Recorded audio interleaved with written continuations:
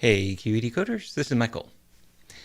Today we are going to be exploring some new content from the second edition of the Art of Immutable Architecture. We are streaming live on Discord. We may have some folks join us for the book club. Jan will not be joining us today, but let's go ahead and talk about the second edition of the Art of Immutable Architecture. So before so when I wrote the first edition, I was working on the Janaga runtime, and it was working for TypeScript, and I had some pretty good success with a project on that platform, and then. After the first edition was published, started working with Jan on Janaga.net, and really establishing the platform as something that other developers could use, as using the replicator as a service to spin up their own projects. So in that process, I learned quite a bit, and so when A-Press gave me the opportunity to write the second edition, I jumped on that because I need to correct some things in the book that were just not ideal, and then also add some new content. So I want to share with you some of that new content today. So let me bring up the book as I am. There we go. As I see it while I'm working on it. So what you see here is a Gatsby site. I'm writing the book in Markdown, as I did the first edition, and so my experience while writing the book is I write some Markdown, and then I see the page refresh in Gatsby, and I can take a look at the content. So right off the bat, the first or the second edition starts off by introducing this concept of the immutable runtime. For example, Janaga. The first edition left the idea of the immutable runtime until later. So that was a concept that was kind of introduced in the very end of the book, in chapter 12. But yeah, since the first edition, the immutable runtime has become a really important part of the story, and so I wanted to introduce that right up front, and then get people thinking about it. And then to that end, I have devoted an entire chapter to immutable runtimes. So chapter 6, once you get through kind of the foundational material, understanding what is historical modeling, what are CRDTs, how does all of this solve the problems of distributed systems, and how can we analyze real world problems using these tools of historical modeling. Once you've got those foundations, then chapter 6 sets up the idea of immutable runtimes, and shows you how you can construct entire applications, entire architectures out of these immutable runtimes. So you might recognize some of these ideas. Here's my initial hand-drawn graphics before I give these to my daughter and have her draw some really good graphics. This is how it starts out. So you might recognize some of the ideas in this chapter from one of the videos that is on this channel. So when I talked about the history CRDT, that's in that video, you'll find a presentation of replicators and how you can connect them together and how they would work together. So it starts off by telling the story of a simple web application. Here's the client, web app, database, nice and simple. That's good for development, but it doesn't scale. So If you want it to scale, then you load balance those servers. You have them talking to a shared database, but then you also have them talking to a shared distributed cache. And then the application developer has to set all that up. So the important thing is the app developer needs to choose what goes into the cache and how frequently it needs to be refreshed. And they make that choice based on domain knowledge. And so there's a problem with that, in that because it takes a developer to get it right, they could get it wrong. So they could make a mistake there. And a lot of the defects that we try to test our way out of have to do with getting these decisions wrong. So, I just added something to my cart, and then I go to the cart page, and it's not there. Oh, I need to refresh the cache. So the replicator way of doing that is that we've got the Janaga runtime on the web servers, and so you can see the little hexagon in there is showing that we've got a replica of the data on the server. And so as it's serving up web pages, it's making those requests from its own local replica.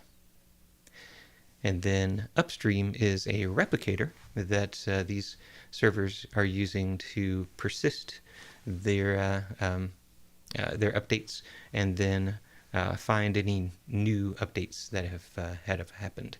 So this replicator ends up being both the persistent database and the distributed cache.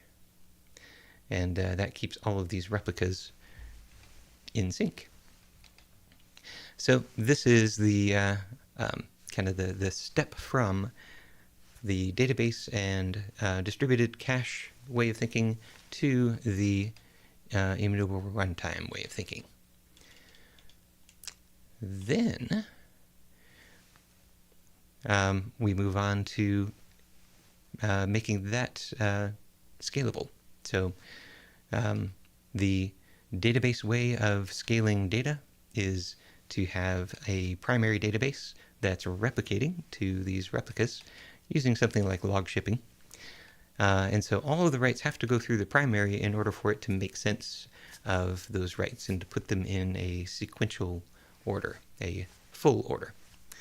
And then it replicates those logs to the read replicas, and it replays those logs against those databases. And so now everything is in sync. The replicator way of doing that is that these are CRDTs. It doesn't matter where the write ends up. These are going to converge as soon as they exchange updates. And so you set up a cluster of replicators. You can write to any of them. You can read from any of them, and you will have consistency. Not strong consistency, but strong eventual consistency. And that is often exactly what we need. Now, as we continue the story, we can see that we can have this cluster of replicators in the center of our application, but then have ancillary services that are out at the edge, and they are talking upstream to the cluster of replicators. This is showing an example of an intermediate replicator, where we've got some Lambda function also running the immutable runtime, so therefore it has its own replica, and it is reading information from an FTP folder in this case, so legacy application integration, and then converting that data into facts, uploading that to the course catalog replicator, which then uploads that upstream to this cluster.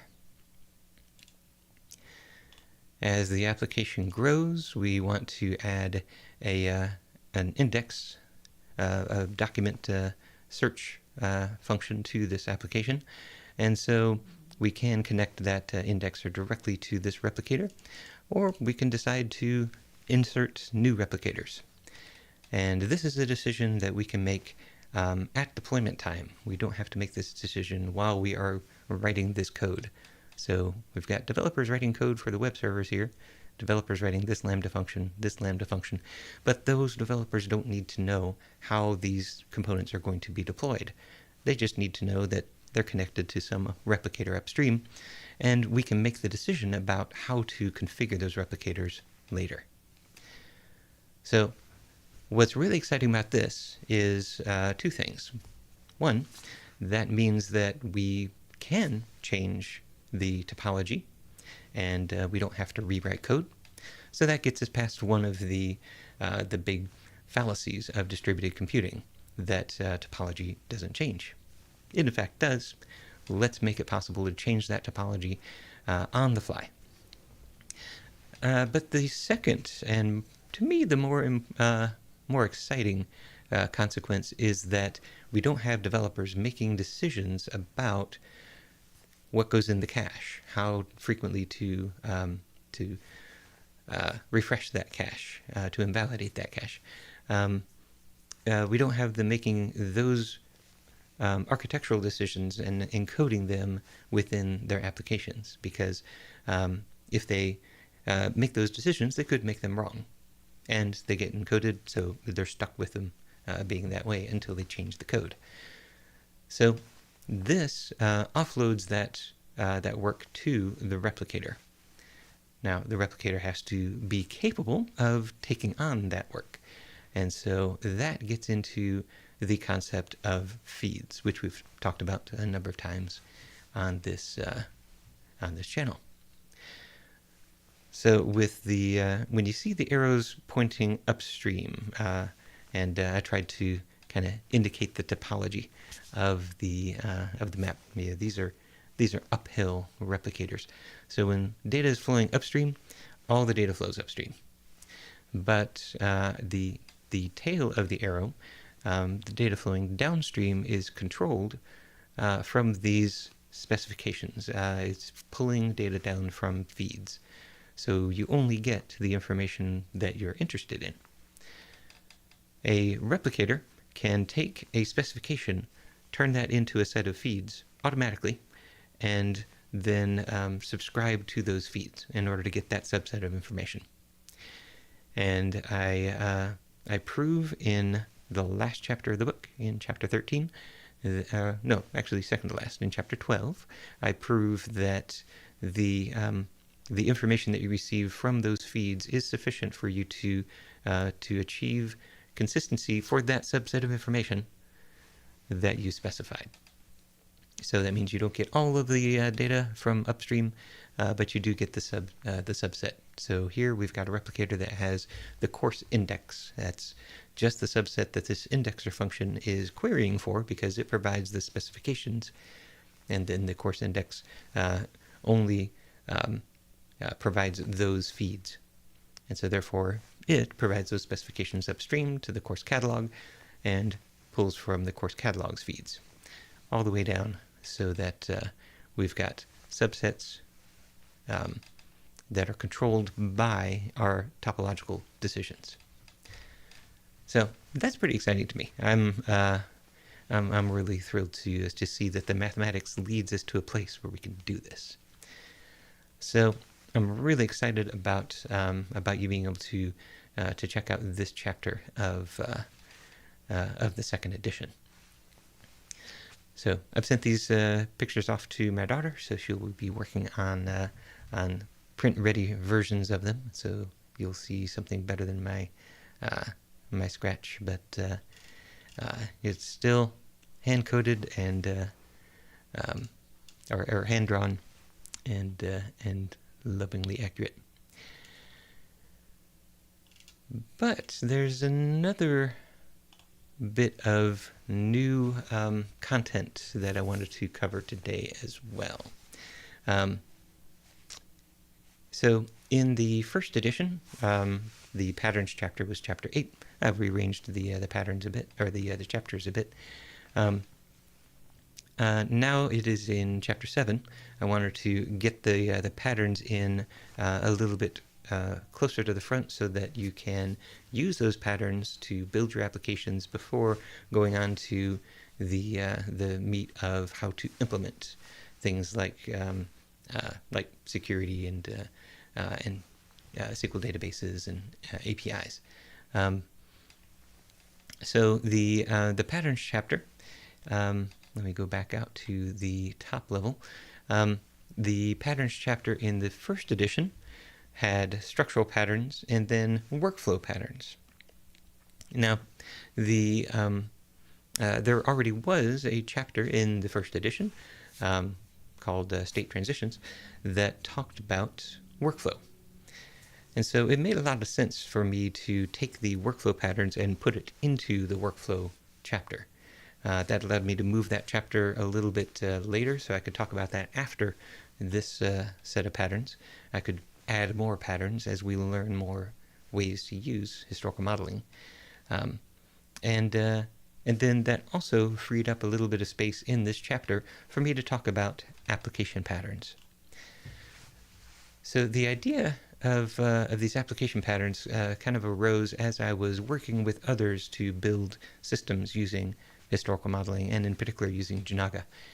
And that is that I was able to teach them the structural patterns of how to create entities, how to delete them and restore them, how to have mutable properties and references to other entities.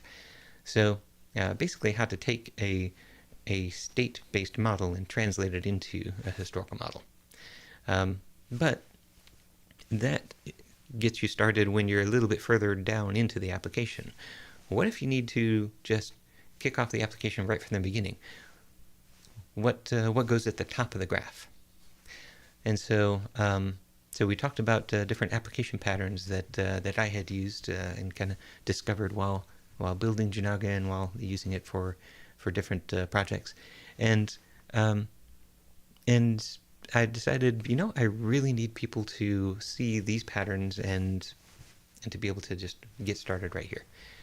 So so they're actually second in this chapter. I do want you to understand what you're getting to. So you're not just looking at these patterns and saying, so what? But and once you now understand the problem of, okay, I need to represent a collection of recipes. So, how do I get started? And then thank you so much, Mila. So then the challenge becomes, how do I identify the current user and get them logged in and get them access to their own sets of recipes. So that's what these application patterns are all about. Let's start with the personal collection. So this personal collection pattern looks a bit like this, where a user logs into the system and then they have a collection of things. This is a to-do list. So they have their own collection of task lists. You can see that this arrow is indicating the task list is a successor to the user. That means that once you log in, then you can create a task list. And there's no indication of cardinality, but successors are always multiple. So that means a user can have multiple task lists. You can create one task list after the other. Then you add your tasks to that task list, and this is where the structural patterns take over. So tasks may have names, and they can be marked completed, and they can be marked uncompleted. So all those structural and workflow patterns can start to take effect right here. But the application pattern of having a user own their own collections, that gets you kicked off here.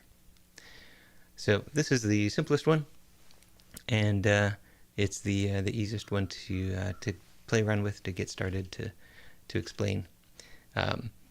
But then we can jump to a different pattern that talks about how you would model a social network. So similar to the personal collection, the user is the top level, and they've got a collection or many collections of things that they are in complete control over. But unlike personal collection, you've got this interaction between users. So one user can follow another one in this particular network. You can see here it's very similar in that you've got content inside of that collection and you've got mutable properties related to that collection. But then here we also add another layer. When you have a personal collection, you just create things and they're in the collection. But when you're talking about sharing with others, you want to have a little bit of workflow around that. You want to be able to create content in private and then publish it. And so we've got the publication fact that is the successor to the content. So create the content, nobody can see it, and then publication, now people can see it. And so what we could do is construct a specification given a user, look for all of the users that I follow, and then look for all of the published content in their collections. Did I write that specification here? Yeah, here's a recipe book. I didn't write the specification, but you can kind of see that example made real in this recipe book. But then you could have people interact with that content. So the user who is the author of the recipe book can have a recipe that is published, and then a different user, a photographer, can share a photo of their preparation of that recipe. So they create this photo fact related to that publication. So you can't upload a photo until the content, the recipe, has been published. So that's what that arrow means. And then the approval is now a fact going back to the original author of the recipe book, where they are saying, I approve this photo, and now people who follow me and take a look at my recipes can see this this photo on the recipe. So this starts to introduce a way for different users to collaborate with one another, and it's just an evolution, a step beyond the private collection. So now we move on to some patterns that start to span the personal use, and now we're starting to talk about teams. If we know from the outset that we are going to be setting up some kind of a project for a team, we can set it up as a shared project. So the idea of the shared project is that you've got a user at the top level, similar to what you did with the personal collection, except this user doesn't represent the person who created the project. This is not a managed user. It's not somebody who can log in. Instead, this is a security principle created on the fly for this one single use. So you have a single use public key generated for this user. There's, of course, a single-use private key that goes along with it, and that private key is used to sign these various facts here. So we know that this project was created by this particular user, this particular security principle. And then we know that this project membership is signed by that single-use key, so that we know that this is a valid membership into the project. And then from that point, the project membership invites a particular managed user into the project, and now that managed user can take over and create the additional project memberships for other members of the team. So the idea of this shared project is to avoid having a managed user as the owner of the shared project. The reason you want to avoid that is because that managed user may move on from the project, and then they would still be the owner of it. If you were to come up with some mechanism to revoke their access to the project, it would be a different mechanism than revoking this project membership down here. And so you get this imbalance. So much better for all of the members of the project to appear the same way, to appear as successors to the project, which means you don't want anybody to be the predecessor of the project. But without a predecessor, you can't control that the authorization rules. You can't say who is allowed to define this project membership in the first place. Because you start out with a project, it has no members. Who is allowed to create the first member? And so we create this single-use security principle in order to create that very first project membership. The idea being that we will now throw away that single-use private key, and nobody will be able to create new project membership facts for that project unless they are themselves a project member. So that is a pattern that required a little bit of a change to Janaga.net. So let me see if I can get this this working here. This is alpha stuff, so I am using a private NuGet package that I just compiled. So this demo is very likely to fail. That is how I like to demo on this channel. Okay, so we are creating a Janaga unit test. So let's create a Janaga client, and I'm going to use Janaga. Oh, first of all, I want to say using Janaga.unit test and using Janaga. Now let's try to create a Janaga client, and that's going to be Janaga test .create. Let's make sure that that's actually going to work. Okay, that much is working.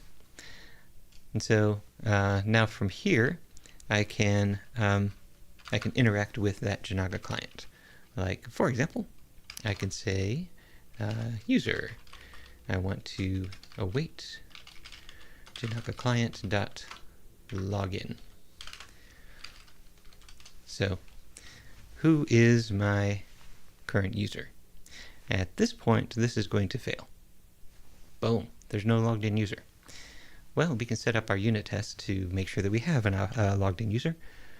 So I'm going to set up some options right here, and the option for the user, I will say this is a new user with a public key. We're going to give it a fake key. So that public key clearly doesn't have an associated with private key. It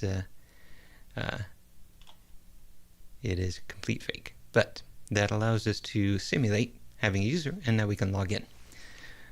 If I were to take a look at user public key,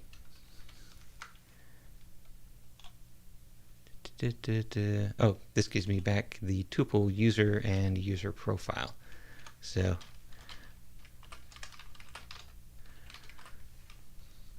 that's not the right syntax. Yeah, that is the right syntax. Okay. Yep. So now I can see what the public key of the logged in user is.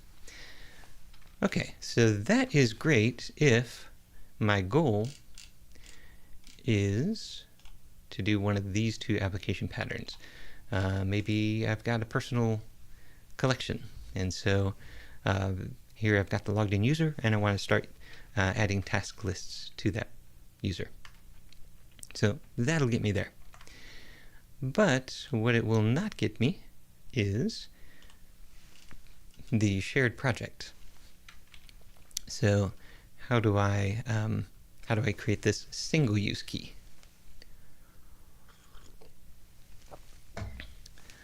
So to accomplish that, let me just make sure that I'm actually streaming.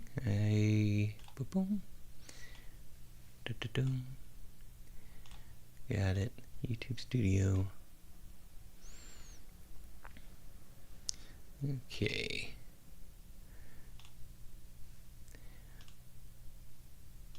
Just making sure that that I'm online. Yes, I am live. Okay. Yeah, and I didn't have this window open so I could just double check the stream. Okay. Sorry about that. Okay, so we are now at this point where we've got this, we've got this managed user. We need to create a single use user principal. So this is where the where this new mechanism comes into play. I'll create a new code block. Let's say that I want Janaga client dot single use, and it's a generic function. We're not going to specify that type because that's the return type of this lambda. So given a principal, I want to do some things.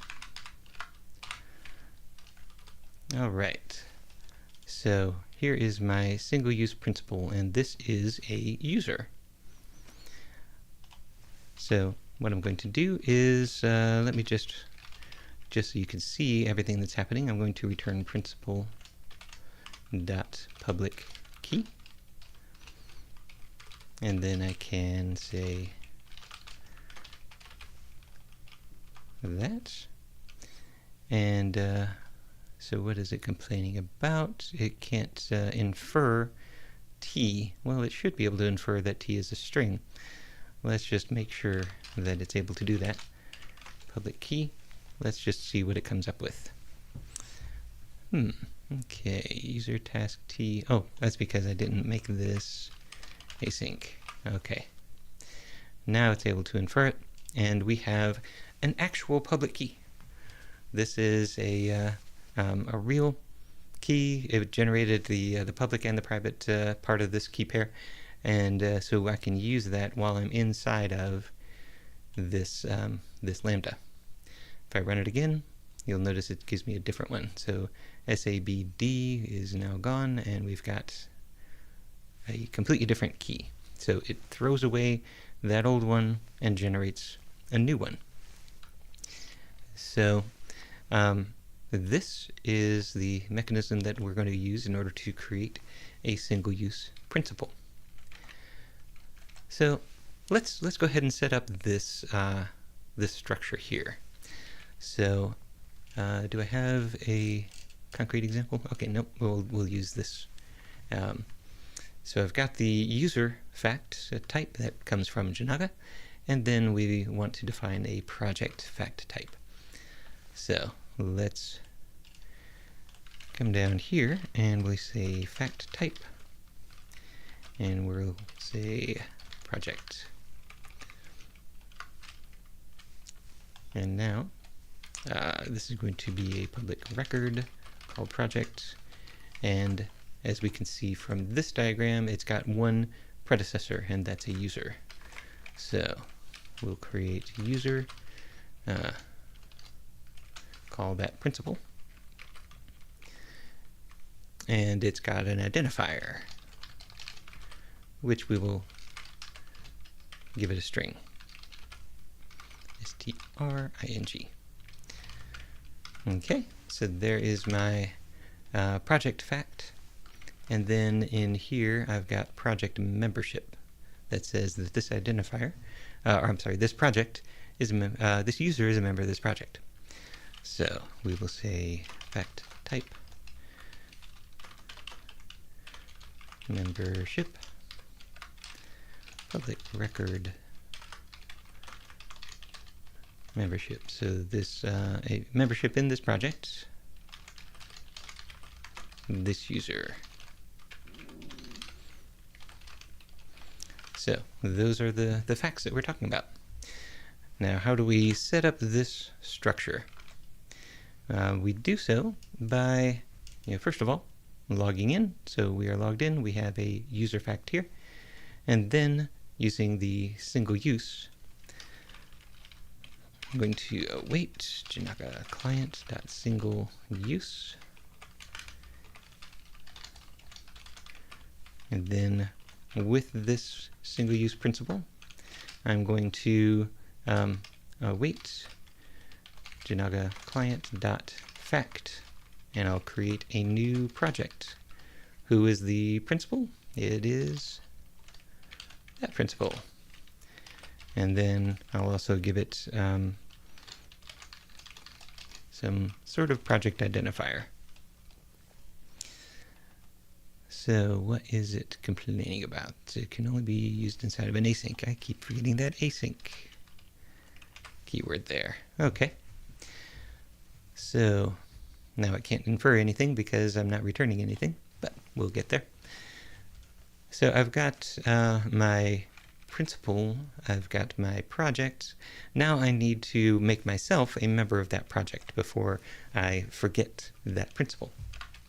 So I'm going to await Janaga client.fact new membership. And so membership in what? This project. Okay, so var project is equal to this membership in that project. And who is the member? The member is me, the logged in user, the managed user. Okay. So that should set up that structure. And now when I'm all done with that, I need to get access to that project so that I can move ahead and name the project and start adding tasks and whatever you do inside of a project.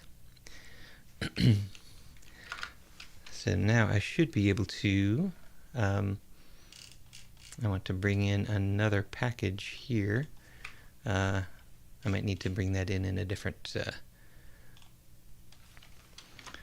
reference. NuGet janaga.graphviz,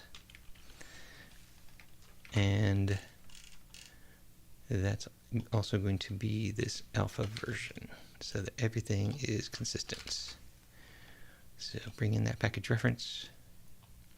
I've got graphviz, so janaga.graphviz.renderer.render facts, and so I want to render the project. In fact, yeah, that project, interesting, the project should be showing its predecessor. Let's go ahead and return the membership.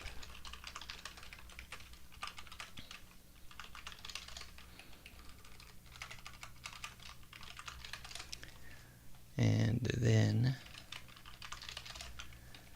let's see if that gives us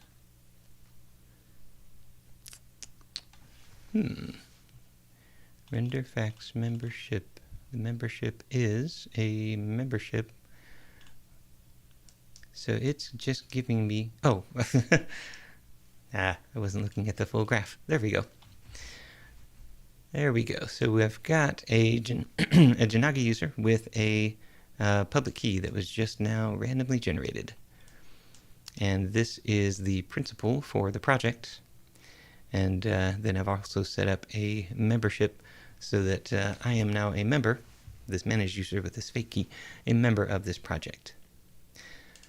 So while I'm inside of this Lambda, I can use the private key in order to sign all these facts. So the single-use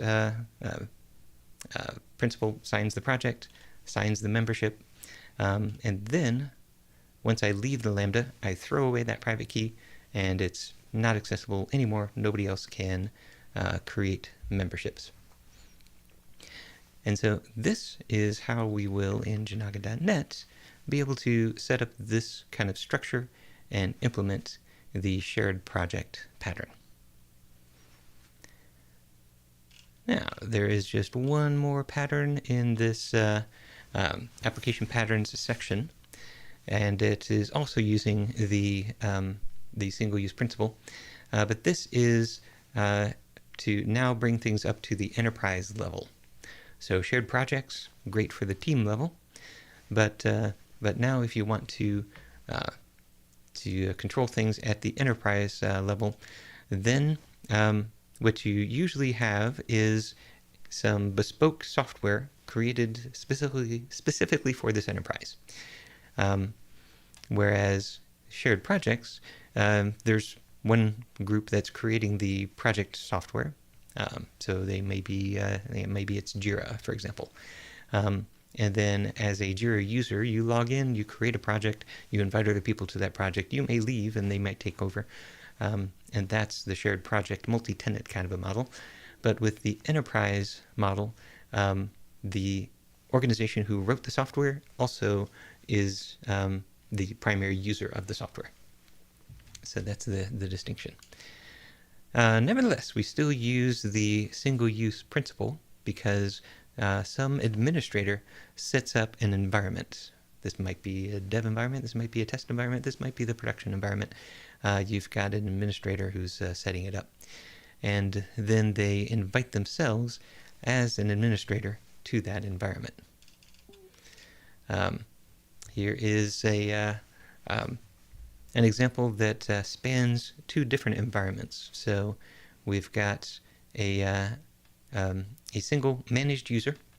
They are an administrator of two different environments, and so they go through this process of creating this environment and adding themselves to it as an administrator, and then they can start to pass out privileges to other members of the organization, and then they can create data within this environment. So perhaps this is the test environment, and you've got testers who are creating catalogs and adding products to the catalogs. Now, everything is good, so the administrator goes back in and deploys to production. That sets up a brand new environment, and that's a completely separate fact, which means that we can have completely separate catalogs and products, even if they have the same identifiers, even if they have the same SKUs. Everything is the same, all of the IDs are the same, but you could have just a completely different set as well. It's just a different environment, unrelated to the test environment. So that is the pattern that that you would use if you were both in control of the software and using the software. You would take that multi-tenancy that just comes naturally out of historical modeling, and you would instead apply that to multiple environments. So that is the set of application patterns that that I've added to the second edition. There's a lot of other new content for the second edition, so hopefully you will check that out. The second edition should be published in late Q1, maybe early Q2 of 2024. So I'm just now wrapping up chapter 9. Chapters 10 and 11 should go pretty fast, but then chapters 12 and 13, those are brand new. Those are new proofs of some really exciting findings that that I've discovered while working on Janaga.net. So yeah, come back next week, and Jan won't be here next week either, but we will go through some more details about the Janaga project. I've got some work Then I'm finishing up on live subscription to feeds so that you can get updates in real time. And so I'll share what I've got next week.